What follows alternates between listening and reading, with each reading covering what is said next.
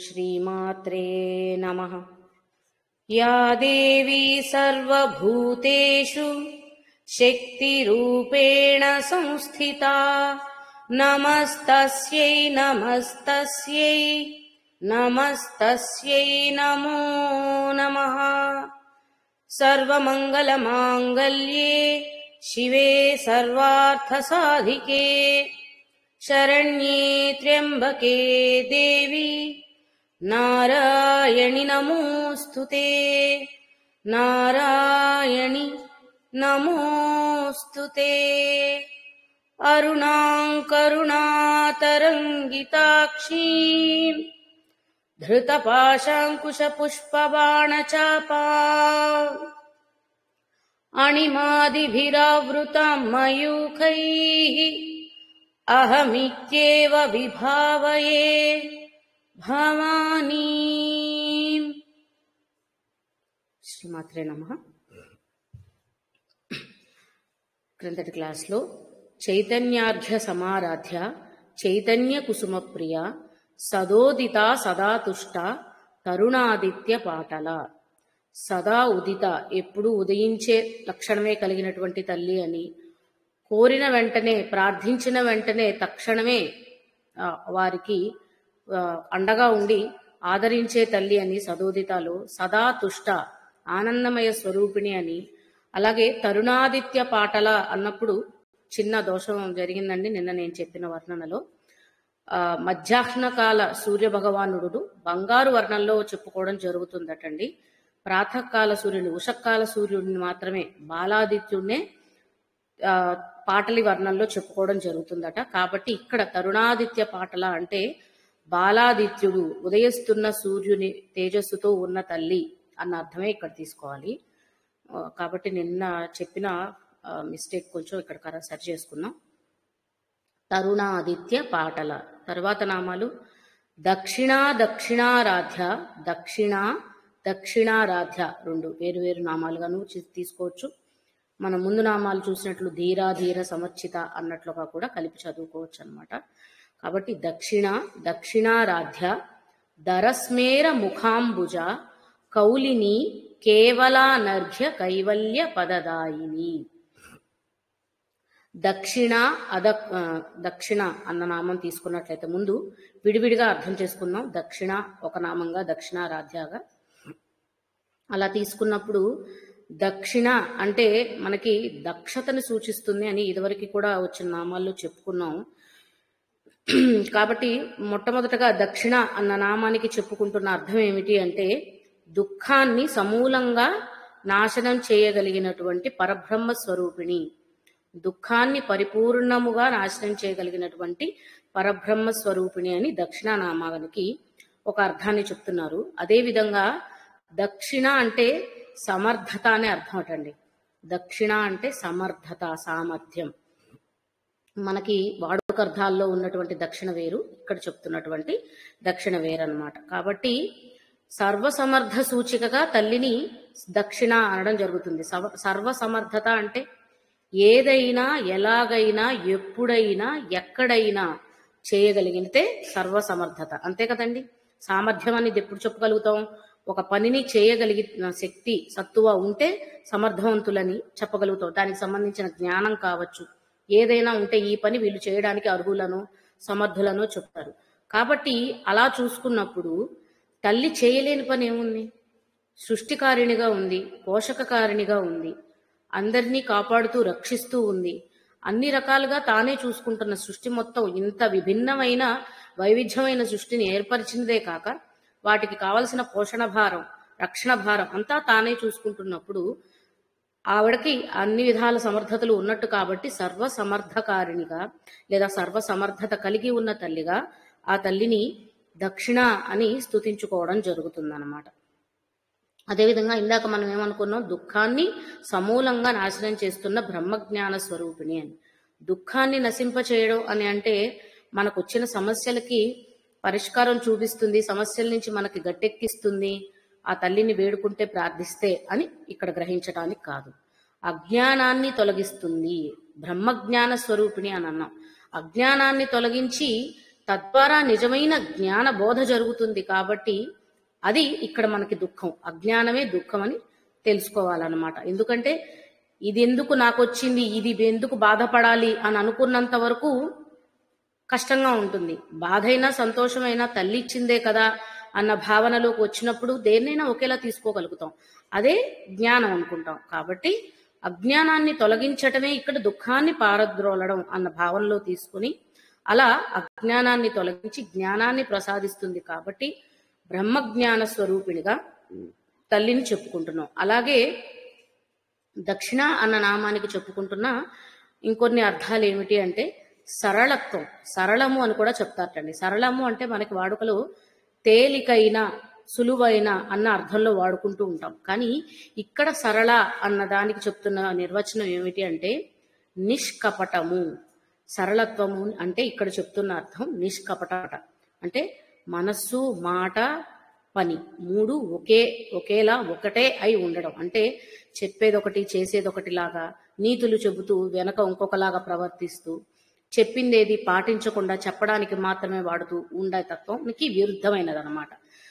మాట ఏదో మనసులో అదే ఉంటుంది, మనసులో ఉన్నదే మాటగా బయటకు వస్తుంది. దాన్నే ఆచరణలో కూడా ఉంచుతారు. క్రియ అని పని అని అంటే ఏదైతే మాటగా చెప్పబడిందో దాన్నే అవలంబించడం, ఆచరించడం. ఇటువంటి స్వభావాలు ఉంటే వారినే నిష్కపటులు అని అంటారు. కాబట్టి అటువంటి నిష్కపట లక్షణాన్ని సరళ అని చెప్తున్నారు. మనకి సరళ రేఖలు అంటాం, తిన్నగా గీసే, ఎటువంటి వంకర టింకర్లు లేకుండా తిన్నగా గీయగలిగినటువంటి రేఖనే సరళ రేఖ అని తెలుగులో చెప్పుకుంటూ ఉంటాం కదండి. ఆ సరళము అంటే అటువంటి వంపులేమీ లేకుండా, అంటే ఎటువంటి కపటాలు, మాలిన్యాలు, కలుషితమైన ఆలోచనలు లేకుండా ఉండగలగడమే నిష్కపట తత్వం. అయితే అటువంటి నిష్కపట స్వభావాన్ని సరళ అని, దానినే ఇక్కడ దక్షిణ అని చెప్తున్నారట. కాబట్టి ఉదార స్వభావము అంతే కదా. ఉదారం అంటే ఎవరి మీదైనా సరే దయా స్వభావం కలిగి ఉండడం, కాఠిన్యం అనేది చూపించగలేకపోవడం. కాబట్టి ఉదార స్వభావము, సరళ స్వభావము ఏవైతే ఉన్నాయో అవి ఆ తల్లి మెండుగా కలిగి ఉంది అని చెబుతూ దక్షిణ అని సంబోధించడం జరుగుతుంది. అలాగే మనకి దక్షిణామూర్తి రూపిణి అని చెప్పుకున్నప్పుడు గురుస్థానంలో చెప్పుకోవడం కూడా జరిగింది. దక్షిణామూర్తి రూపిణి అన్న నామం వచ్చినప్పుడు గురువు, ఆచార్యుడు వారి రూపంగా కూడా మనం అక్కడ ఆ నామంలో అక్కడ అర్థం చేసుకున్నాం. వాటితో పాటు ఇవి కూడా మనం ఇంకా తెలుసుకోవలసిన అర్థాలన్నమాట. అది దక్షిణ అన్న నామానికి సంబంధించింది. తర్వాత దక్షిణారాధ్య అంటే దక్షిణులైన వారి చేత ఆరాధించబడుతుంది. మనం నిన్న ధీరా సమర్చిత చెప్పుకున్నప్పుడు కూడా ఏ భగవత్తత్వాన్నైతే ఆరాధించాలనుకున్నారో, ఏ భగవంతుడి లక్షణ స్వభావాలను ఆరాధించాలనుకున్నారో అదే విధంగా ముందు మనం మారి ఉండడం, ఎవరినైతే ప్రార్థిస్తున్నామో వారి స్వభావ లక్షణాలను కలిగి ఉండడం ముఖ్య లక్షణంగా కలిగి ఉన్నప్పుడే వారు ఆ సాధన చేయగలుగుతారు అనేది అర్థం చేసుకున్నాం. కాబట్టి ఇక్కడ కూడా ఇప్పుడు తల్లిని దక్షిణ అని చెప్పుకున్నప్పుడు అటువంటి దక్షిణ స్వభావ లక్షణాలు మనలో కూడా పెంపొందించుకుంటే అటువంటి వారి చేత ఆరాధింపబడుతుంది, అటువంటి ఆరాధనను స్వీకరిస్తుంది అన్న అర్థాలలో దక్షిణారాధ్య అని చెప్పుకుంటాం. ఇప్పుడు అమ్మవారికి సరళత్వాన్ని, నిష్కపట తత్వాన్ని చెప్పాం కదా. కాబట్టి తల్లిని ఆరాధించదలిచిన వాళ్ళు కూడా నిష్కపటులై సరళ మనస్కులై ఉండగలిగి అటువంటి సాధకుల ఆరాధనను స్వీకరిస్తుంది. అంతే కదండి. మనసులో ఏవో పెట్టుకుని చేస్తే మాలిన్యమే ఉంటుంది. మనసులో ఒక ఆలోచన, దురాలోచన లేకపోతే వేరే ఇంకేదైనా ఆశ పెట్టుకొని చేస్తే ఆ ఆశకి సంబంధించిన ఫలితాలు వస్తాయేమో కానీ తల్లిని పొందే లక్షణం, స్వభావం కలగవు కదా. కాబట్టి అవన్నీ బాహ్యాలు. ఒకవేళ అది దక్కినా దక్కకపోయినా అది శాశ్వతం కాదు. కాబట్టి అటువంటి ఆలోచనలతో కాకుండా పరిపూర్ణమైన మనస్సుతో తల్లినే శ్రద్ధగా నమ్మి ఆ భక్తి భావనతో మనసులో ఎటువంటి, అంటే ఈ పూజ నా పూజే ఫలించాలి, నాకు మాత్రమే ఫలితం దక్కాలి అన్న స్వార్థపూరితమైన ఆలోచన ఉండకూడదు. నా పూజను అందరూ పొగడాలి, నన్ను అందరూ మెచ్చుకోవాలి, నాకు అందరిలో గుర్తింపు రావాలి, ఇవేవి కూడా అవసరం లేదండి. మనకి సాత్విక భావనలతో ఉండేటువంటి ఆశలు, కోరికలు కూడా కోరవలసిన అవసరం లేదు. రావలసిన మెచ్చుకోలో, గౌరవమో, మర్యాదో ఆవిడే ఇస్తుంది. మనం చేస్తున్నది సక్రమంగా సదాలోచనతో మంచి బుద్ధితో చేస్తూ ఉంటే అటువంటి గౌరవ మర్యాదలన్నీ దక్కవలసి ఉంటే దక్కుతాయి. అవి తీసుకుని కూడా ఏం చేస్తామండి, ఏమీ వద్దు తల్లే కావాలనుకున్న వారికి అవి కూడా అవసరం లేదు కదా. కాబట్టి వేటినో ఆశించి వేటి కోసమో పాకులాడి ఏది చేయకూడదు. మంచి పని చేసి, ఈ మధ్య సోషల్ మీడియాలో ఎక్కువైపోయింది కదా, వాళ్ళకి వీళ్ళకి దానం చేస్తున్నాం అంటారు. ఆ దానం చేస్తున్న దాన్ని వీడియోలు తీసి ఫోటోలు తీసి పెట్టుకుంటున్నారు. వాళ్ళు చేస్తున్నది ఒకరికి ఉపయోగపడితే చాలు కదా, 10 మందికి చూపించవలసిన అవసరం ఏముంది.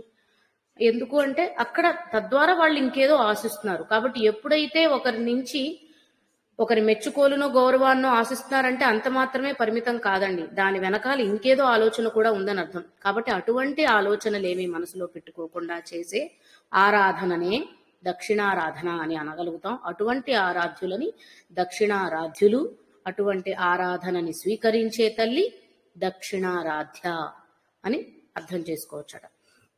అదేవిధంగా మనకి ఇంకొకటి తెలుసు, దక్షిణాచారం వామాచారం అని 2 రకాల పద్ధతుల్లో భగవతత్వాన్ని ఆరాధించే లక్షణం మన ధర్మంలో ఉంది. ఎవరికి నచ్చిన పద్ధతుల్లో వారు, ఎందుకంటే సవ్య మార్గస్థ అని అనుకున్న తరువాత ఈ మార్గాన్ని మాత్రమే స్వీకరిస్తుంది ఆదరిస్తుంది అని చెప్పడానికి లేదు. వారికి తగ్గ ఫలితాలను వారికి ఇస్తుంది. కాబట్టి ఎవరు ఏ పద్ధతిలో ఆచరించినా కూడా వారిని కరుణిస్తుంది. కానీ దక్షిణారాధనకే ముఖ్య పాత్ర ఉంది అని ఈ నామం ద్వారా కూడా మనం గ్రహించవచ్చట. ఎందుకు అంటే దక్షిణారాధనలో వైదిక పరమైనటువంటి శాస్త్ర సంబంధమైన సాత్విక విధి విధానాలు మాత్రమే ఉంటాయి, ఆరాధనా విధానాలు.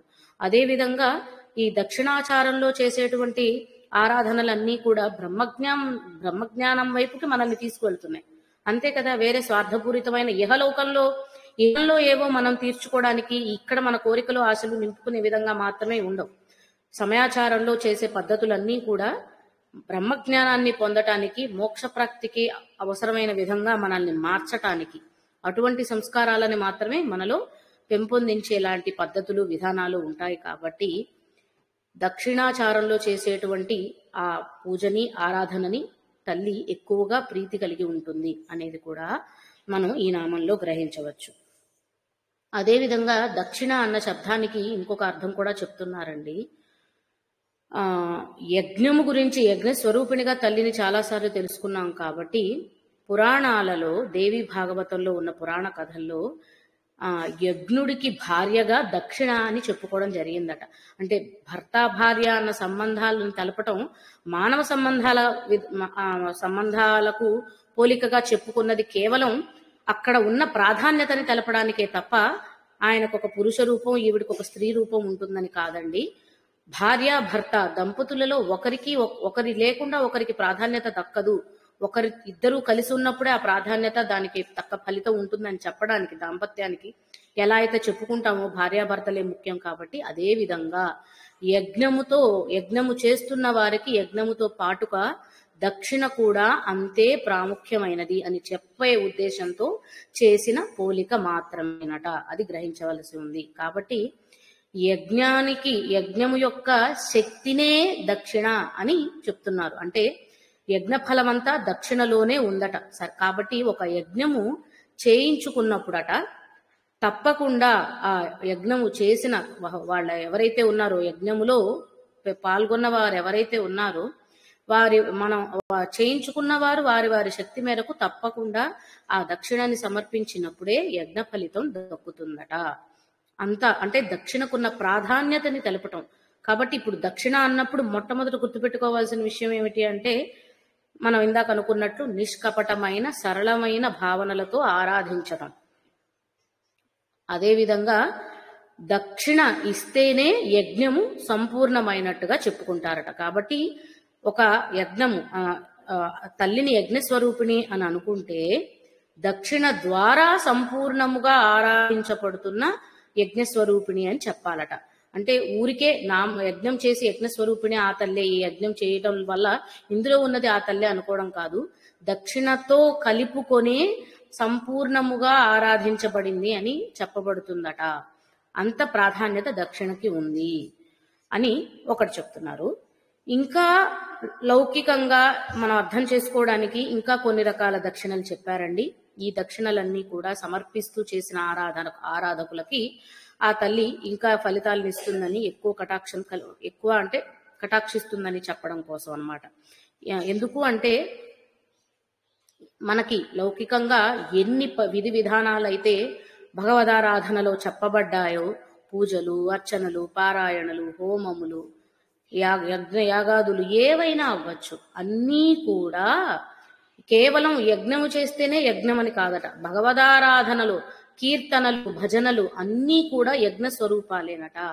అంటే భగవంతుని నామముతో చేసేటువంటి, భగవంతుని అన్నప్పుడు పరమాత్మ అయినా పరమేశి అయినా ఎవరైనా అవ్వచ్చు. కాబట్టి భగవంతుని నామంతో చేసేటువంటి, భగవంతుని కొరకు చేసేటువంటి ప్రతి ఆరాధన కూడా యజ్ఞ సమానమే అని చెబుతున్నారు.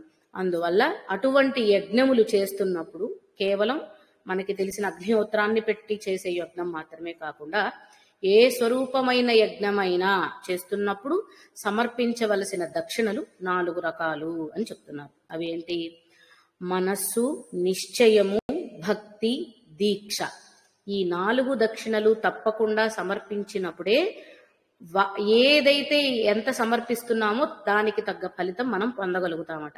అంటే సంపూర్ణమైన మనస్సుతో, పరిపూర్ణముగా మనస్సు నిండా భగవతత్వాన్ని నింపుకొని చేసిన ఆరాధన లేదా యజ్ఞము వలన ఎటువంటి అంటే దేన్నైనా దాటేసి వెళ్ళిపోవచ్చటండి. అంటే కష్ట సుఖాలు ఏవైనా అవ్వచ్చు, ఎత్తిపోతలు, ఎటువంటి ఒడిదుడుకులు ఏవైనా ఉండొచ్చు, ఆటుపోట్లు, అన్నిటినీ సునాయాసంగా దాటుకొని వెళ్ళవచ్చట మనస్సు అనే దక్షిణాన్ని సమర్పించి చేసే యజ్ఞం వలన. అలాగే నిశ్చయము, నిశ్చల తత్వం మనిషికి ఉండాలి. అది మాత్రమే ఏ సంకల్పంతో అయితే ఈ ఆరాధన మొదలు పెడుతున్నామో ఆ నిశ్చయం మనసులో పరిపూర్ణంగా, మరే సంకోచాలు, మరే సందేహాలు పెట్టుకోకుండా ఆ నిశ్చల మనస్సుతో నిశ్చయంగా చేసేటువంటి ఆరాధనలో సమర్పించటం వల్ల దేన్నైనా పొందేయవచ్చట. మనస్సుని సమర్పించటం వల్ల దక్షిణగా దేన్నైనా దాటేయవచ్చు. నిశ్చయతత్వంతో చేసే పూజా యజ్ఞము వల్ల దేన్నైనా పొందవచ్చు. అలాగే భక్తి భావన, భక్తుడైన వాడే, ఏ భక్తుడు? మనం ఇందాక నుంచి చెప్పుకుంటున్న నిష్కపటమైన మనస్సు కలిగినటువంటి భక్తుడు. అటువంటి భక్తితో ఆరాధన చేసినట్లయితే అన్ని శోకాలని దాటుతారట. ఇంకా వారికి కష్టము, బాధ, శోకము అనేది ఏది అంటదట. అలాగే మరొక దక్షిణ ఏం చెప్తున్నారు? దీక్ష. ఎవరు ఎంత కఠినమైన నియమాలు పాటించారు అనేది కాదు కదండి. నియమాలతో పాటు భక్తి భావన, శ్రద్ధ, నమ్మకం, ఇవి దీక్షలో ముఖ్యమైనవి. తర్వాత నియమాలు పాటించడం కూడా ఉంటుంది. కాబట్టి దీక్ష పూనడం అంటే పూజ చేసిన కాసేపటి వరకు మాత్రమే ఈ ఆచార వ్యవహారాలు పాటించి తర్వాత వదిలేయడం అని కాదు. దీక్ష పూనడం అంటే, ఒక్క నిమిషం,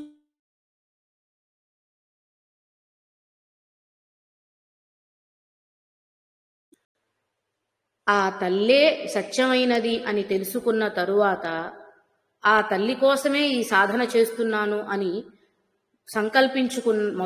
సంకల్పం చేసుకున్నాక తల్లిని పొందే వరకు కూడా దీక్ష విరమించకూడదు. ఆ సాధనలో, ఆ దీక్షలో అలా పైకి ఎదుగుతూనే ఉండాలి తప్ప కాసేపు చేసి, కొద్ది రోజులు చేసి దీక్ష అని చెప్పుకోవడం కాదు. ఆ తత్వాన్ని గ్రహించేంత వరకు కూడా ఏకాగ్ర చిత్తంతో చేయగలిగితే దానిని దీక్ష అని మనం తెలుసుకోవాల్సి ఉంటుంది. అటువంటి దీక్షతో తల్లిని ఆరాధించటం వల్ల, అటువంటి యజ్ఞాన్ని ఆచరించటం వల్ల అన్ని కల్లుషముల నుండి బయటపడతారట. అంటే ఎటువంటి కల్మషాలు, మైల, మాలిన్యం, మలినం ఏదనుకున్నా సరే అవేవి వారికి అంటవు. ఎందుకంటే వారు తల్లి కోసం దీక్ష చేస్తున్నారు. తల్లినే నమ్మి, తల్లే నిజమని నమ్మి ఆ తల్లి కోసం చేస్తున్న దీక్ష కాబట్టి ఎటువంటి కల్మషాలు వారికి అంటకుండా చూసుకునే బాధ్యత ఆ తల్లిది.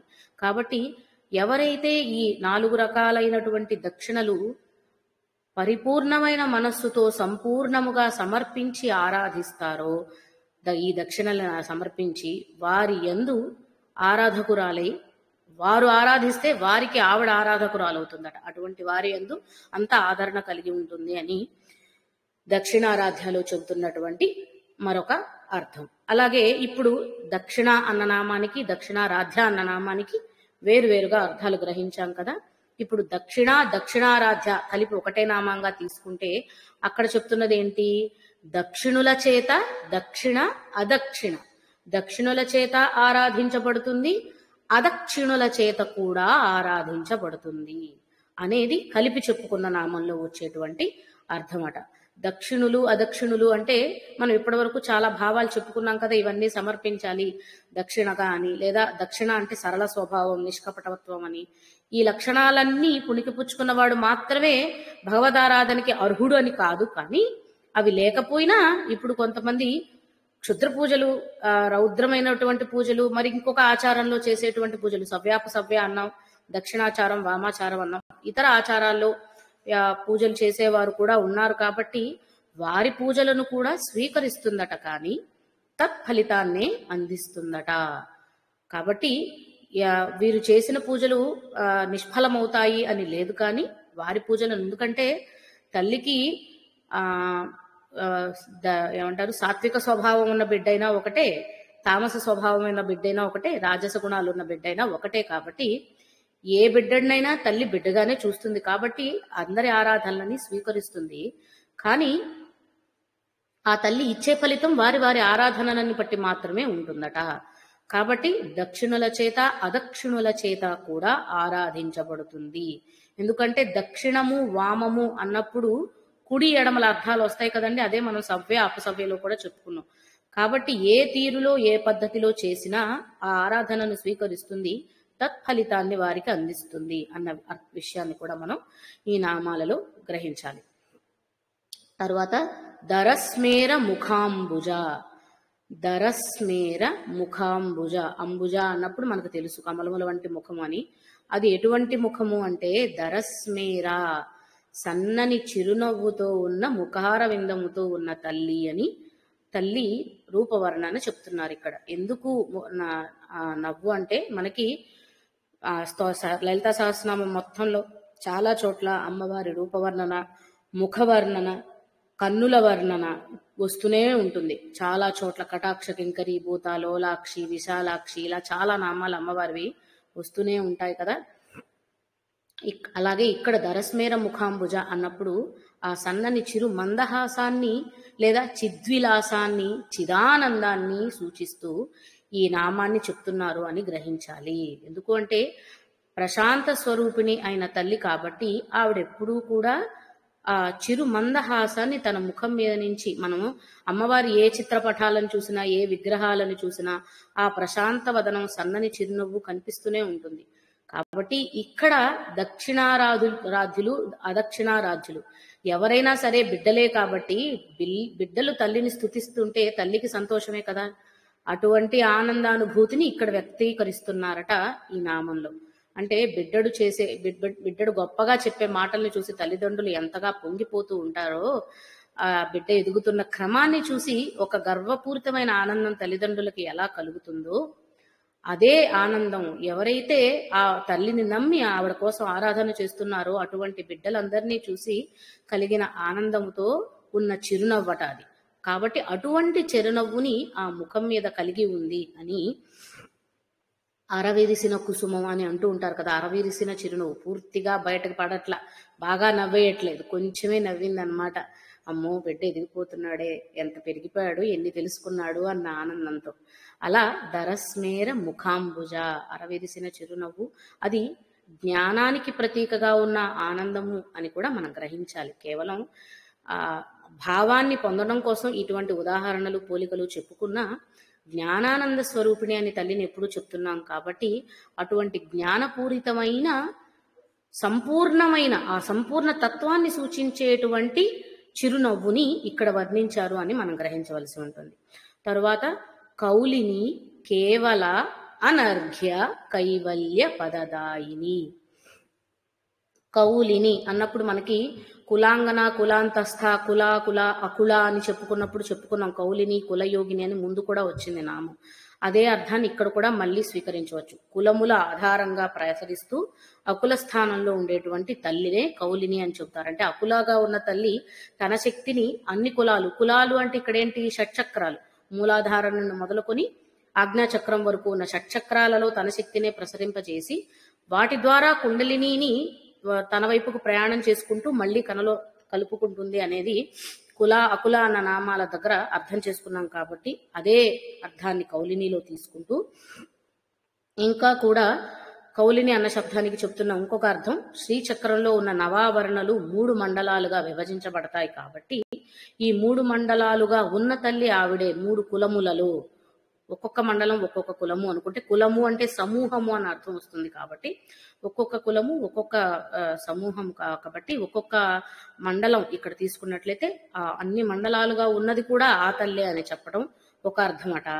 అలాగే మనకి సోమ అగ్ని ఆదిత్య తత్వముగా తల్లిని చెప్పుకుంటాం. అమ్మవారు 3 కన్నులు కలిగి ఉంది అన్నప్పుడు సోమ అగ్ని సూర్య కళలు చెప్పుతాం కదా. ఆ 3 కళలను కూడా ఇక్కడ తీసుకున్నట్లయితే అవి కూడా ఆ కళలు కులములుగా పరిగణించి అలా కూడా ఈవిడని తల్లిని కౌలిని అని చెప్పడం జరుగుతుందట. ఆ విధంగా 3 అర్థాలు ఇక్కడ మనం గ్రహించవచ్చు. షట్చక్రాలలో కులస్వరూపిణిగా ఉన్న తల్లి, శ్రీచక్రములో 3 మండలాలుగా ఉన్న తల్లి, అదేవిధంగా సోమ అగ్ని రవి లేదా సూర్యతత్వములుగా చెప్పబడుతున్న ఆ 3 తేజస్సులలో ఉన్న తల్లి. అంటే ఆ తల్లి యొక్క తేజస్సే ఈ 3 కూడా ఉంది కాబట్టి అక్కడ కూడా కౌలిని అని చెప్తున్నారట. తరువాత కేవల అంటే అది ఒక్కటి మాత్రమే, ఆమె మాత్రమే, తనే అన్న అర్థమే వస్తుంది కదండి. కాబట్టి ఆ ఏకత్వ స్థితిని, ఏకమైన పరబ్రహ్మ స్థితిని తెలిపే నామం కేవల అని ఒకటి తీసుకోవచ్చట. ఇంకొకటి ఏం చెప్తున్నారు అని అంటే ఎటువంటి విషయ సంపర్కములు లేని బ్రహ్మ చైతన్యాన్ని కేవల అని అనాలట. అంతే కదా.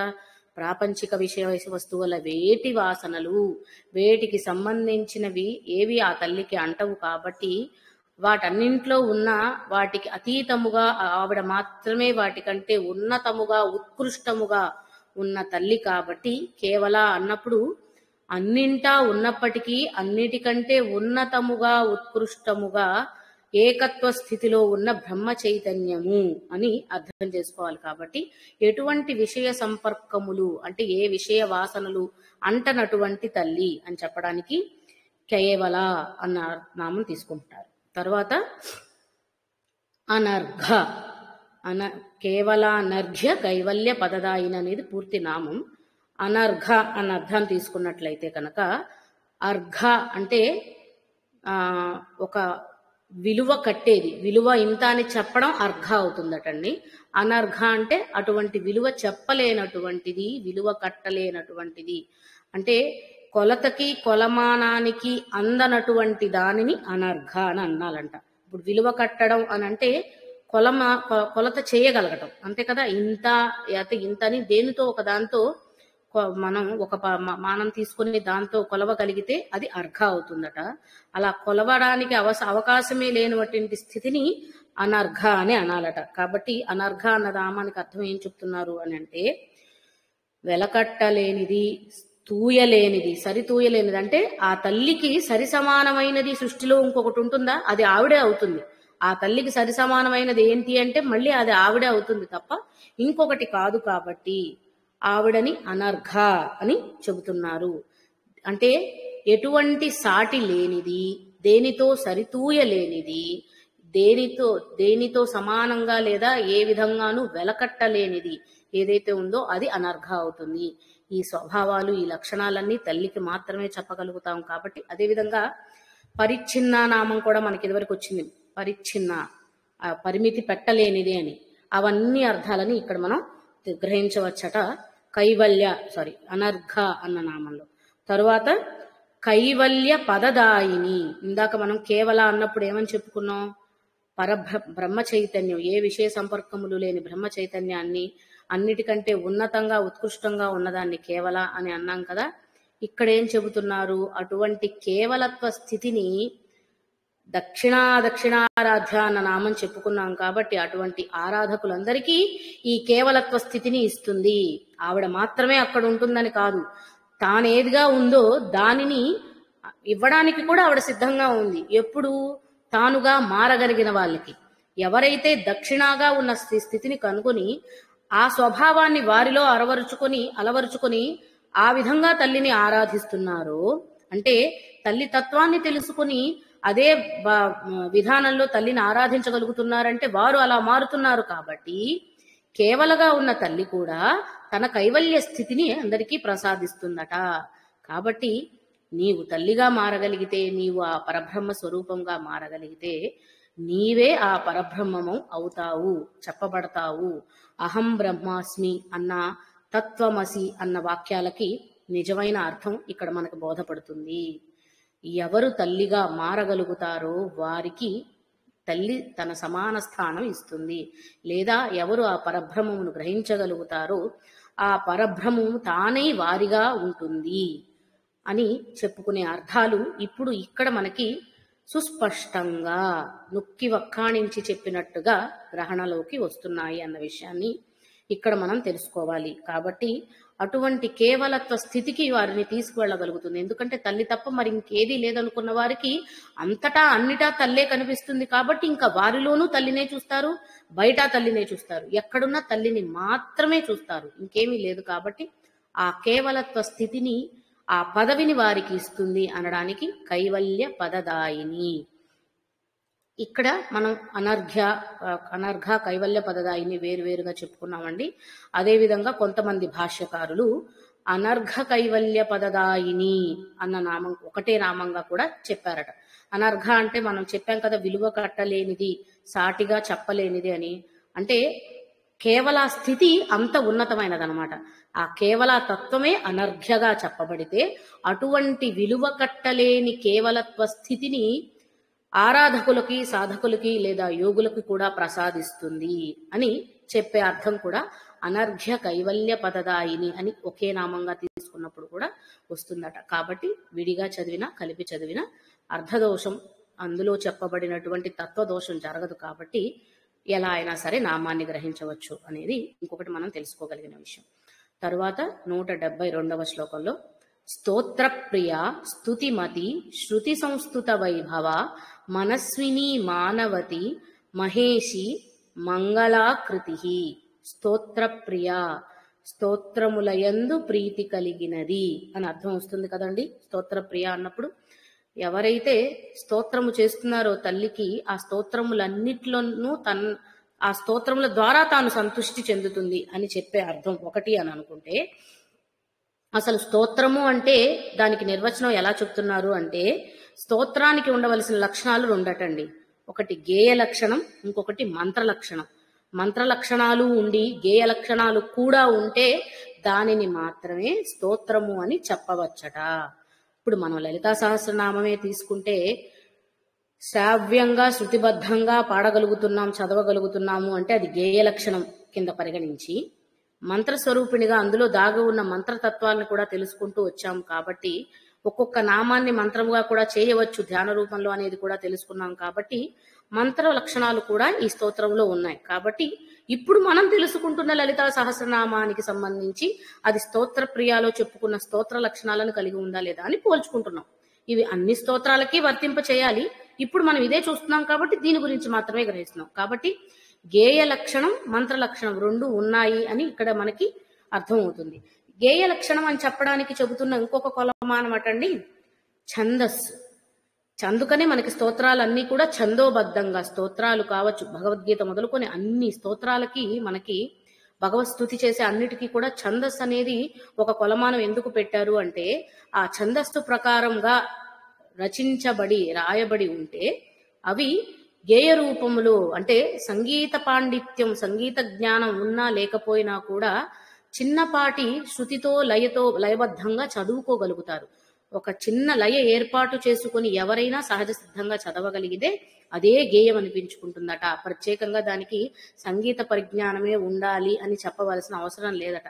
కాబట్టి ప్రతి స్తోత్రము కూడా ఈ ఛందస్సానుసారంగానే రచన చేయబడి ఉంది కాబట్టి, లిఖించబడి ఉంది కాబట్టి ప్రతి దానిలోనూ ఆ గేయ లక్షణం ఉన్నట్లే. కాబట్టి స్తోత్రాలకి వీటికి ఛందస్సు గురించి ఎందుకు చెప్పబడింది అంటే, మామూలుగా అనిపించిన భావనలన్నీ వాక్య రూపంలో రాసుకుంటూ లేకపోతే పారాగ్రాఫ్లుగా రాసుకుంటూ వెళ్ళిపోవచ్చు కదండి. అలా కాకుండా క్రమబద్ధంగా సంఖ్యను మొదలుకొని వాటి అమరిక వరకు కూడా ఒక ఒక క్రమబద్ధమైన విధానంతో ఎందుకు రాస్తున్నారు అంటే అది గేయ లక్షణాలను కలిగి ఉండడం కోసం. అప్పుడు మాత్రమే అది స్తోత్రం అనిపించుకుంటుంది. కాబట్టి అలా ఉన్న స్తోత్రముల యందు ప్రీతి కలిగినది. కాబట్టి ఎటువంటి స్తోత్రమైన తల్లికి ఒక్క స్తోత్రమే అని చెప్పడానికి లేదు కదా. అమ్మవారిని స్తుతించడానికి ఎన్ని స్తోత్రాలు ఉన్నాయి, ఎన్ని రూపాలు తీసుకుంటే అన్ని స్తోత్రాలు ఉంటాయి. కాబట్టి అన్ని స్తోత్రాలు ఈ రూపంలోనే, ఈ లక్షణాలతోనే ఉంటాయి. అటువంటి స్తోత్రముల యందు ప్రీతి కలిగినది అని అంటే ఛందోబద్ధమైన స్తోత్రములన్నిటి యందు ప్రీతి కలిగిన తల్లి. కాబట్టి ఈ స్తోత్రము ద్వారా మాత్రమే తల్లి కటాక్షం పొందగలుగుతాం. ఇది పారాయణ చేసిన వారికి మాత్రమే ఇది ఫలితం దక్కుతుంది అన్న భ్రమల్లో మనం ఉండవలసిన అవసరం లేదు. ప్రతిదీ ఛందోబద్ధంగానే నిర్మించబడి ఉంది. కాబట్టి దేన్ని సాధన చేసినా, దేనిని స్తుతించినా తత్ఫలితాన్ని అందరం తప్పకుండా పొందుతాము. దానికి కావలసినది దక్షిణ భావన మాత్రమే. అదొకటి మనం ఇక్కడ గుర్తుపెట్టుకోవాల్సిన విషయం. ఇంకా స్తోత్రంలో చెప్పుకోగలిగినటువంటి మనం స్తోత్ర నిర్మాణ లక్షణాలు ఇందాక చెప్పుకున్నాం. ఇంకా స్తోత్రంలో ఉండవలసిన భావనలతో కూడిన లక్షణాలు కొన్ని చెప్తున్నారు. అవేమిటి అంటే నమస్కారం, ఆశీస్సు, సిద్ధాంతోక్తి, పరాక్రమం, విభూతి, ప్రార్థన. ఇవి కూడా కనిపించవలసిన స్తోత్రములలో కనిపించవలసిన లక్షణాలటండి. ఇందాక చెప్పుకున్న 2 లక్షణాలు స్తోత్ర నిర్మాణంలో ఉండవలసిన లక్షణాలు అనుకుంటే, స్తోత్రములో కనిపించే లక్షణాలు ఇవన్నీ ఉంటాయట. నమస్కారం అంటే తల్లినే లేదా భగవత్తత్వాన్నే ప్రార్థించటం, భగవత్తత్వానికి నమస్కరిస్తున్న భావన కలిగి ఉన్న లక్షణం. మనం అటువంటి నామాలని లలితా సహస్రనామంలో చాలా చూసాం కదండి. అదేవిధంగా ఆశీస్సు అంటే ఆశీర్వదించటం అని కాదటండి. ఆశీస్సు అంటే ఆశించటం అనట. అంటే భగవంతుడి నుంచి ఏం కోరుకుంటున్నాం? మోక్ష ప్రాప్తి కోసం చేస్తున్నాము, ముక్తి సాధన కోసం చేస్తున్నాం, లేదంటే ఇహబంధాల నుండి విముక్తి పొందటానికి చేస్తున్నాం. ఇలా ఉన్నాయి కదా. ఇవన్నీ సూచించే నామాలు మనకి లలితా సహస్రనామంలో చాలా కనిపిస్తాయి. వీటి వల్ల ఇవన్నీ కలుగుతాయి అని. కాబట్టి అటువంటి ఆశాభావ లక్షణాన్ని ఆశిస్తూ అని అంటారట. తరువాత సిద్ధాంతపరమైన విషయాలు మాత్రమే స్తోత్రంలో చెప్పబడి ఉండాలట. అంటే శాస్త్ర సంబంధ విషయాలు. వేద స్వరూపిణిగా, శాస్త్ర స్వరూపిణిగా తల్లిని చెప్పుకున్నాం కాబట్టి శాస్త్ర సంబంధమైన విషయాలనే మనం చాలా చోట్ల తెలుసుకునే సందర్భాల్లో, అర్థాన్ని గ్రహిస్తున్న సందర్భాల్లో కూడా తెలుసుకోగలిగాం. కాబట్టి అటువంటి శాస్త్ర సంబంధమైన విషయాలు స్తోత్రంలో ఉండాలట. ఆ తరువాత పరాక్రమము అంటే వాళ్ళ యొక్క ప్రావీణ్యాలు, వారి యొక్క సామర్థ్యాలు తెలపడం పరాక్రమం అనిపించుకోదటండి.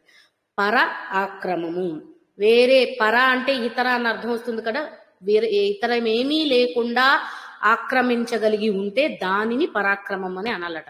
ఇతరము అనేది లేకుండా పూర్తిగా వ్యాపించి ఆక్రమించి ఉన్న స్థితిని పరాక్రమము అని అంటారట. కాబట్టి ఇంక ఇతర తత్వం ఏముందండి? మనం చదువుకుంటున్న ఈ స్తోత్రంలో భగవత్తత్వం, ఆ పరతత్వం తప్ప మిగిలినది ఏదీ లేదు కదా. ఇంకా మనకి బాహ్య విషయాల గురించి, ప్రాపంచిక వస్తు విషయాల గురించో, వీటికంటే ఒకవేళ ప్రాపంచిక వస్తు విషయాలు తీసుకున్నా అది కూడా తల్లి గురించేగా. ప్రాపంచికం అంతా ఉంది తానే. కాబట్టి సృష్టిలోనూ సృష్టికి అతీతముగా ఉన్నది తానే. కాబట్టి తనకి సంబంధించిన విషయం తప్ప మరేమీ ఉండలేదు మనం చేసుకుంటున్న స్తోత్రంలో కూడా. అంటే పోల్చుకోవాలి కదా, ఈ లక్షణాలన్నీ ఈ స్తోత్రంలో ఉన్నాయా లేదా అని. అలా పోలిక కోసం అన్నమాట. అలా తాను తప్ప, అంటే ఏ దేవతారాధన, ఏ దేవతా స్తుతి అయితే తీసుకున్నామో ఆ దేవతకి సంబంధించినది తప్ప మరొకటి ఉండదు అందులో అనేది మనకి పరాక్రమ అన్న భావనలో తెలుస్తుంది. అలాగే విభూతులు అంటే వారి ఐశ్వర్య గుణాలు, వారి శక్తులు, వారి ప్రకటీకృత వ్యక్తీకృత రూపాలు, ఇవన్నీ కూడా విభూతుల కిందకు వస్తాయి. కాబట్టి అవన్నీ ఇప్పుడు తల్లినే మనం ఎన్నో పోలికలతో చెప్పుకుంటూ వచ్చాం కదా, అదొకటి. తర్వాత ప్రార్థన. మనం భక్తులైన వారు, ఆరాధకులైన వారు తల్లిని ఇలా ఆరాధిస్తే, ప్రార్థిస్తే తల్లి కరుణిస్తుంది, కటాక్షిస్తుందని చాలా అర్థాల్లో, చాలా నామాల్లో తెలుసుకుంటూ వచ్చాం. కాబట్టి అటువంటి భావం, ఆ స్వభావం కూడా స్తోత్రంలో మనకు కనిపించింది. కాబట్టి ఇటువంటి లక్షణాలు, ఇప్పుడు చెప్పుకున్న లక్షణాలు ఏవైతే ఉన్నాయో ఇవన్నీ ఉన్న దానిని స్తోత్రము అని అంటారు. అటువంటి స్తోత్రము యందు ప్రీతి కలిగిన తల్లి అని స్తోత్రప్రియాలో చెప్తున్నారనమాట. తర్వాత స్తుతిమతి, స్తుతి చేసేదే స్తోత్రం అనబడుతుంది. కాబట్టి అటువంటి స్థుతులు కలిగిన తల్లి.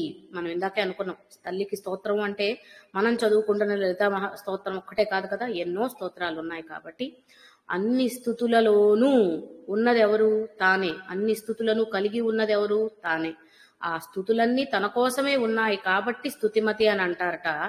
ఇంకొక అర్థం ఎలా చెప్తున్నారంటే, స్తుతి చేస్తున్న వారు ఎవరైతే ఉన్నారో వారి యందు వారిగా ఉంటున్న తల్లి అని కూడా స్తుతిమతి. అంటే స్తుతి చేస్తున్న వారితో కలిసి ఉన్న తల్లి, వారి యందు కరుణ చూపిన తల్లిగా కూడా స్తుతిమతి అని చెప్తారట. కాబట్టి ఎన్నో రకాల స్థుతులు ఉన్న తల్లి అని స్తుతిమతి, స్తుతి చేస్తున్న వారి యందు తన దయాదృష్టిని కలిగి ఉంటుంది అని స్తుతిమతి. రెండు అర్థాలు తీసుకుంటూ ఇంకొక అర్థం ఏం చెప్తున్నారు అంటే, ఇవన్నీ కూడా ఉపనిషత్తుల్లో నుంచి చెప్పబడినటువంటి శాస్త్రాల్లో నుంచి చెప్పబడిన విషయాలు మాత్రమేనండి. కాబట్టి మనము శ్రీ శబ్దం చెప్పుకునేటప్పుడు, అమ్మవారి అర్థం తెలుసుకునేటప్పుడు శ్రీ శబ్దం ద్వారా ష ర ఈం ఈం శబ్ద రూపంలో చెప్పుకునేటప్పుడు ఏం చెప్పుకున్నాం? ఈం అనేది తురియ స్థితిని తెలుపుతుంది అని ఈం బీజాక్షరంగా గ్రహించాం కదా. అక్కడ కూడా అందుకనే అన్ని అమ్మవారి బీజాక్షరాల్లో ఐం, హ్రీం, శ్రీం ఇవన్నీ వస్తాయి. అక్కడ ఈంతో అంతం అవుతాయి. అంటే ఆ ఈం అనేది తురియ స్థితిని తెలుపుతుంది అని అర్థం చేసుకున్నాం కదా. ఇక్కడ కూడా స్తుతిమతి అన్నప్పుడు తీ దీర్ఘం ఉంది కదండి, ఆ దీర్ఘములో ఉన్నది ఈ శబ్దమే కదా. అలా ఈ శబ్ద రూపములో దాగి ఉన్నటువంటి తురీయ స్వరూపములో ఉన్న తల్లి అని కూడా, ఈ శబ్ద రూపములో ఉన్న తురీయ రూపంలో ఉన్న తల్లి అని కూడా స్తుతిమతిలో చెప్తారట. కాబట్టి అర్థం చేసుకోండి, దీర్ఘాక్షరాలని దీర్ఘంగా ఉచ్చరించడం అంటే మనకి తెలియకుండానే అందులో ఇన్ని శక్తులు దాగి ఉంటున్నాయి. కాబట్టి ఉచ్చారణకు ఎందుకు అంత ప్రాధాన్యత ఇవ్వాలి అంటే ఇక్కడ అర్థమవుతుంది మనకి. వాటి ద్వారా పొందే శక్తిని కోల్పోయే పరిస్థితి ఉంటుంది సరైన ఉచ్చారణ చేయకపోతే. అలాగే అర్థదోషం కూడా జరుగుతుంది. ఓకే, కాబట్టి స్తోత్రప్రియ స్తుతిమతి అన్నప్పుడు ఈ రెండు అర్థాలు. తర్వాత శృతి సంస్థుత వైభవ. శృతులు అంటే ఏంటండి? వేదాలే కదా, వేదాలనే శృతులు అంటారని మనకు తెలుసు. కాబట్టి శృతి సంస్థుత వైభవ అన్నప్పుడు శృతులు సంస్థుత సంపూర్ణముగా ఏం చెబుతున్నాయి అంటే తల్లి వైభవాన్నే చెప్తున్నాయట. అంటే వేదాలలో ఉన్నది ఏంటి, వేదసారంగా ఉన్నది ఏంటి అంటే మరింకేదో కాదు, వేదసారంగా ఉన్నది తల్లే. అంటే వేద రూపంలో ఉన్నది తల్లే, వేద రూపిణి కదా. వేద రూపిణిగా ఉన్న తల్లి ఆ వేదాల ద్వారా కూడా స్తుతించబడుతున్న తల్లే అమ్మ నిజమైన పరతత్వం అని చెప్పే విషయం మనకి శృతి సంస్థుత వైభవాలో తెలుస్తుంది. శృతుల చేత సంపూర్ణముగా స్తుతించ, సం అనేది సమిష్టిగా సమగ్రముగా సంపూర్ణముగా ఈ అర్థాలన్నీ తీస్తుంది. ఆ విధంగా స్తుతించబడుతున్న తల్లినే ఇక్కడ శృతి సంస్థుత వైభవ. వేదమాత అంటాం కాబట్టి, వేద గాయత్రి అంటాం కాబట్టి ఈ అర్థాన్ని కూడా మనం ఇక్కడ తీసుకోవాల్సి ఉంటుంది. అలాగే శృతులు, వేదాలు రెండు భాగాలుగా ఉంటాయండి, కర్మకాండగా అలాగే జ్ఞానకాండలుగా ఉంటాయి. కర్మకాండలోను జ్ఞానకాండలోను చెప్పబడిన తత్వం ఒకటే, ఆ తల్లి గురించే. కాబట్టి కర్మకాండలలో యజ్ఞరూపిణిగా గ్రహిస్తామట, జ్ఞానకాండలో ఆత్మస్వరూపిణిగా బ్రహ్మజ్ఞాన స్వరూపిణిగా తెలుసుకుంటామట. కాబట్టి రెండు భాగాలలోను రెండు విభాగాలలోనూ తెలుసుకుంటున్నది ఒకటే తల్లి వైభవం. కాబట్టి శృతి సంస్థుత వైభవ అన్నప్పుడు వేదాలు సైతం ఆ తల్లి వైభవాన్నే స్తుతించాయి, గానం చేశాయి. రుక్కులనుకున్నా, సామములనుకున్నా, యజుస్సులనుకున్నా ఏవైనా సరే అవి గానం చేస్తున్నది ఏంటి? ఎందుకంటే సామగాన ప్రియ అని తల్లిని తెలుసుకున్నాం కదా మనం. అలాగే ఇప్పుడు స్తోత్ర ప్రియ అని కూడా తెలుసుకున్నాం. కాబట్టి ఆ శృతిబద్ధంగా లయబద్ధంగా జరుగుతున్న గానం, గేయం ఏదైతే ఉందో అది ఆ తల్లి గురించే, తల్లినే అనేది చెప్పాలంటే వేదాలలో తల్లి గురించి ఉందని కాదు, వేదాలే తల్లిగా ఉన్నాయి అని. మళ్ళీ తల్లి వేరు వేదాలు వేరు అని అనుకోకూడదు. ఎందుకంటే వేదమయి వేదమాత అని అన్నప్పుడు, వేద స్వరూపిణి అన్నప్పుడు వేదాలే తానుగా ఉంది కాబట్టి అందులో చెప్పబడింది కూడా తానే. ఇది మనం గ్రహించవలసి ఉంటుంది. తర్వాత మనస్విని మానవతి మహేషి మంగళాకృతి. మనస్విని అన్నప్పుడు గొప్పదైనటువంటి మనస్సు కలిగిన వారిని మనస్విని అని అంటారు. ప్రశస్తమైన, ఉన్నతమైన, ఉత్కృష్టమైన మనస్సు కలిగిన వారు, ఉదార స్వభావులు, ఉదాత్త స్వభావులు, ఎటువంటి వికారములు అంటే దురాలోచనలు లేనివారు, కుటిత ఆలోచనలు లేనివారు ఎవరైతే ఉంటారో వారిని మనస్సులు మనస్వినులు అని అనాలటండి. కాబట్టి ఈ స్వభావాలన్నిటికీ పోలిక చెప్పగలిగినది పరతత్వంతో, కాబట్టి ఆ తల్లిని మనస్విని అని అన్నారు అని ఒక అర్థం తీసుకోవచ్చట. ఇంకొకటి, ఆ పరమేశ్వరుని మనస్సే ఆవిడటండి. ఎందుకంటే ఈశ్వర సంకల్పమే ఆవిడగా వచ్చింది అనేది సృష్టికి ముందు తెలుసుకున్నాం కదా. ఈశ్వర సంకల్పము అంటే ఆయన మనస్సులో కలిగిన ఆలోచన, భావన, అదే ఆవిడ. కాబట్టి ఈశ్వరుని మనస్సు అంటే మరి ఇంకేదో కాదటండి, తల్లేనట. ఈశ్వరుని మనస్సులో తల్లి ఉంది అని కాదు, ఈశ్వరుని మనసే తల్లిగా ఉంది అన్న భావన తీసుకొని, అందుకని ఈశ్వరుని మనసు తానై ఉంది కాబట్టి మనస్విని అని చెప్పాలట. అందుకనే అంటారట, భక్తులైన వారు వారి మనోబలం వృద్ధి చెందడం కోసం ఆ ఈశ్వరుని మనస్సును ఆరాధించాలి అని అంటారట పెద్దలు. ఎందుకు అంటే ఈశ్వరుని మనస్సును ఆరాధించడం అంటే ఏంటి? తల్లిని ఆరాధించడం. కాబట్టి తల్లిని ఆరాధిస్తే వారి మనోబలం వృద్ధి చెందుతుంది అన్న విషయం ఇక్కడ అర్థమవుతుంది అనేసి చెప్తున్నారన్నమాట మనస్విని అన్న నామంలో. అలాగే మనస్విని అన్నదానికి ఇంకొక అర్థం ఏం చెప్తున్నారంటే, పరాధీనము కానటువంటి వారిని మనస్వినులు అని చెప్తారట. స్వతంత్ర ఆలోచనలు కలిగిన వారిని. ఎవరైతే అంటే ఇప్పుడు మనమే ఉన్నాం, ఒక పని చేయాలన్నా, ఒక నిర్ణయం తీసుకోవాలన్నా మన వాళ్ళని సంప్రదించాల్సి ఉంటుంది, వారి ఆమోదాన్ని పొందవలసి ఉంటుంది. కొన్ని మన ఆలోచనలు కలిగినా కానీ ఇవి వారికి బాధను కలిగిస్తాయనో ఇబ్బందిని కలిగిస్తాయనో ఒక విధంగా ఆపేవలసి ఉంటుంది. కాబట్టి ఎందుకంటే మనం పరాధీనులమే, మనం ఈ వ్యవస్థలో ఉన్న మనం అందరం కూడా పరాధీనులమే. కానీ ఆ తల్లి పరాధీనురాలు కాదు. ఆ తల్లికి ఎవరు ఉన్నారు? ఆ తల్లికి ఆవిడే ఆధారం. ఈశ్వర మనస్సుగా ఉన్న తల్లికి ఇంకొక పరాధీనం ఎలా ఉంటుందండి? ఉండదు. కాబట్టి అటువంటి స్వతంత్రమైన తత్వాన్ని మనస్విని అని చెబుతున్నారు. పరాధీనము కానటువంటి స్వతంత్ర తత్వాన్ని మనస్విని. ఈశ్వరుని ధర్మచారిణి అని కూడా అనుకోవచ్చు కదా, భార్య కాబట్టి. ఎందుకంటే తర్వాత మహేషి అన్న నామం కూడా వస్తుంది. కాబట్టి ఈశ్వర మనస్సే తానుగా ఉంది కాబట్టి మనస్విని. ఉన్నతమైన మనస్సును కలిగిన వారందరినీ కూడా మనస్విని భావంలో మనం తెలుసుకోగలిగినవి. తరువాత మానవతి. మానము అంటే మానము మర్యాద అని వాడిస్తూ ఉంటాం కదండి. గౌరవం, అభిమానం ఇలాంటివి అర్థాలే వస్తాయి మానము అన్న పదానికి. కాబట్టి ఇటువంటివన్నీ ఉన్న తల్లి. గౌరవము, అభిమానం అనేవి స్వతహాగా ఉన్న తల్లిని మనం మానవతి అని చెప్పాలట. ఎందుకు అని అంటే గౌరవము, మర్యాద అనేవి ఎప్పుడు వస్తాయి? వారి యొక్క ఏమంటారు, నడవడికని, ప్రవర్తనని బట్టి వస్తాయి. మామూలుగా మనుషులకు మనం చెప్పుకునేటప్పుడు ఇప్పుడు ఆ తల్లిని మనస్వినిగా ఆరాధిస్తున్నాము అంటే అంతటి గొప్ప ఉదార స్వభావము, ఉదాత్తమైన స్వభావము కలిగిన తల్లి కాబట్టి అటువంటి ఉన్నత ఉత్కృష్టమైన స్వభావినైన తల్లికి మానము ఉంది అనే చెప్పాలి. కాబట్టి మానవతి. ఆ గౌరవ మర్యాదలన్నీ ఎప్పుడు ఉంటాయి, ఆవిడకి నిత్యం ఉంటాయి. ఎందుకంటే ఆవిడ నిత్యము మనస్వినిగానే ఉంది. ఎందుకంటే నిన్ననే చెప్పుకున్నాం కదా, సదోదిత. తక్షణమే ఎప్పుడు ఎవరు కోరినా వారికి తక్షణమే వారు కావలసినది అడిగినది ఇచ్చే తల్లిని మానవతిగా మాత్రమే తీసుకోవాలి. అదేవిధంగా మానములు అని ఇంకా వేటిని అనొచ్చంటే వేదములు, శాస్త్రములు, పురాణములు ఏవైతే ఉన్నాయో వీటన్నిటినీ కూడా మానములు అని అంటారటండి. కాబట్టి అటువంటి వాటన్నిట్లో ప్రస్తావించబడింది ఎవరు? ఆ తల్లి ఒక్కతే కదా. తల్లిని తెలుసుకుంటున్నాం కాబట్టి తల్లి. వేదములైన వేదాల నుండి వచ్చిన వేదాంతములు, ఉపనిషత్తులు, శాస్త్రాలు అన్నిటిలోనూ చెప్పబడినది, అన్నిటిలోనూ స్తుతించబడినది ఆ తల్లే. కాబట్టి ఈ వీటిని మానములు అన్నప్పుడు ఆ మానముల ద్వారా స్తుతించబడుతున్నది కాబట్టి మానములలో ఉన్నది కాబట్టి మానవతి.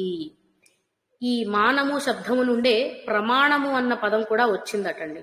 మనం వాడుతూ ఉంటాం కదా, ఏ ప్రమాణంతో చెప్తున్నావు, దేని ప్రామాణికంగా చెప్తున్నావు అంటే మన ధర్మానికి, మన అందరి జీవన విధానాలకి ఆధారం వేదములు మాత్రమే. కాబట్టి ఏదైనా సరే వేద ప్రామాణికమైనదే తీసుకోబడుతుంది, నెగ్గబడుతుంది, ఆమోదించబడుతుంది. వేద ప్రామాణికము కానిదేది కూడా, శాస్త్ర ప్రామాణికము కానిదేది కూడా మన ధర్మానికి విరుద్ధమైనది, అది ఆమోదించదగినది కాదు. కాబట్టి మానము నుండే ప్రమాణము. అంటే ప్రశస్తమైన, ఉన్నతమైన, గొప్పదైన అన్న అర్థం వస్తుంది. కాబట్టి ప్రమాణము అంటే అన్నిటికంటే ఇంకా అంటే అదే పెద్ద ప్రమాణం, అంతకు మించింది ఇంకొకటి కాదు. దానితో చెప్పబడింది అంటే నిక్కచ్చిగా దాన్ని నమ్మేయచ్చు అన్న విషయం అన్నమాట. కాబట్టి అలా ప్రమాణపూరితమైనది దేని నుంచి? ఇప్పుడు వేద సంబంధమైనది మాత్రమే ప్రామాణికం అని చెప్పుకుంటున్నాం కాబట్టి వేద సంబంధమైన విషయం ఏమిటి? తల్లే. కాబట్టి తల్లి మానవతి అయింది అని చెప్తున్నారు. తర్వాత మహేషి, మహేశ్వరి, మాహేశ్వరి అన్న నామాలు వచ్చినప్పుడే అర్థం చేసుకున్నాం గొప్పదైన తల్లి అని. అలాగే మహేశ్వరుని ఇల్లాలు, పరమేశ్వరుని ఇల్లాలు కాబట్టి, ఎందుకంటే ఎప్పుడు కూడా శివశక్తి తత్వాలను ఒకేలా చూస్తూ వచ్చాం, ఆ భేదం లేకుండా చూసుకుంటూ వచ్చాము. శివ శివ అన్నప్పుడు పరమేశ అన్నప్పుడు పరమేశి, భవుడు అన్నప్పుడు భవాని, భైరవ అన్నప్పుడు భైరవి. ప్రతి చోట కూడా శివశక్తుల అభేదాన్ని గమనించు వస్తున్నాం ఈ నామాలు తీసుకున్నప్పుడు. అదేవిధంగా మహేశుడు, పరమేశ్వరుడు ఎవరైతే ఉన్నాడో ఈ మహినంతా పాలిస్తున్నవాడు, ఆయన యొక్క ధర్మపత్ని, ఆయన ఇల్లాలు కాబట్టి మహేషి అన్న నామం ఒకటి చక్కగా అర్థమవుతుంది. ఇంకా మహిత, మహా అన్న శబ్దం అన్నిటికంటే ఉన్నతమైనది, ఉత్కృష్టమైనది, గొప్పది. అంటే మహా అన్న శబ్దం తీసుకుంటే అంతకంటే ఉన్నతంగా ఇంకొకటి లేనిదండి. ఏదైతే ఉంటుందో అక్కడ మహా అని వాడాలట. అన్నిటికంటే ఉన్నతమైనది, ఉత్కృష్టమైనది, దానికి పైన మరొకటి లేనిది ఏదైతే ఉందో అది మహాశబ్దంతో చెప్పబడుతుందట. కాబట్టి అటువంటి మహాశబ్దాన్ని తీసుకున్నప్పుడు పరమేశ్వర తత్వాన్నే ఆ శబ్దంలో పోల్చి చెప్పగలుగుతాం. కాబట్టి ఆయన మహేశ్వరుడు లేదా మహేషుడు, ఆయన భార్య మహేషి అయింది. అలాగే ఓంకారం, ప్రణవనాదాన్ని, ప్రణవాకారాన్ని కూడా మహేషి శబ్దంలో చెప్పుకుంటారట. అదే ముఖ్యంగా ముందు మూలంగా ఉన్నది కాబట్టి. అలాగే ఇందాక మనం చెప్పుకున్నట్టు మహా అన్నదంటే గొప్పది అన్న శబ్దం కదా. అటువంటి మహాత్ములైన వారు, గొప్పవారు ఎవరైతే ఉన్నారో వారి చేత ఆరాధించబడుతుంది కాబట్టి కూడా మహేషి అని అంటారట. మహాత్ముల చేత ఆరాధించబడుతుంది కాబట్టి మహేషి, పరమేశ్వర తత్వానికి అభిన్నముగా ఉన్న తల్లి కాబట్టి మహేషి, ప్రణవాకార స్వరూపిణిగా ఉన్న తల్లి కాబట్టి మహేషి. ఇన్ని అర్థాల్లో మహేషి నామాన్ని తీసుకోవచ్చట. తరువాత మంగళాకృతి, సర్వమంగళ మాంగళ్యే శివే సర్వార్థ సాధికే అని చెప్పుకున్నప్పుడు సర్వ మంగళ మాంగళ్యే, అన్ని మంగళములో కూడా మంగళమైనది. సర్వమంగళ మాంగళ్యే అంటే అన్ని మంగళములకు మంగళకరమైన తల్లి అని అర్థం వస్తుంది. అంటే మంగళములకే మంగళమైన తల్లి అంటే అంతా మంగళమయం తప్ప మరొకటి ఏముందండి ఆవిడ దగ్గర? ఇంకొకటి ఆలోచించడానికి కూడా అవకాశం లేని స్థితి. కాబట్టి మంగళాకృతి, ఈ విధంగా స్తోత్ర ప్రియగా, స్తుతిమతిగా ఉన్న తల్లి, దక్షిణారాధ్యగా ఆరాధించబడుతున్న తల్లి, శృతుల చేత కూడా వైభవంగా చెప్పబడినటువంటి తల్లి, మహేషిగా ఉన్న తల్లి, మంగళ స్వరూపిణి, పరిపూర్ణమైన మంగళ స్వరూపిణి అని మనం గ్రహించవచ్చు. అది ఈ నామం ద్వారా తెలుస్తున్న విషయం అన్నమాట. ఈ విధంగా ఇవాళకి ఇంతవరకు తెలుసుకుందాం. మిగిలినవి తర్వాతి క్లాసులో. శ్రీమాత్రే నమః.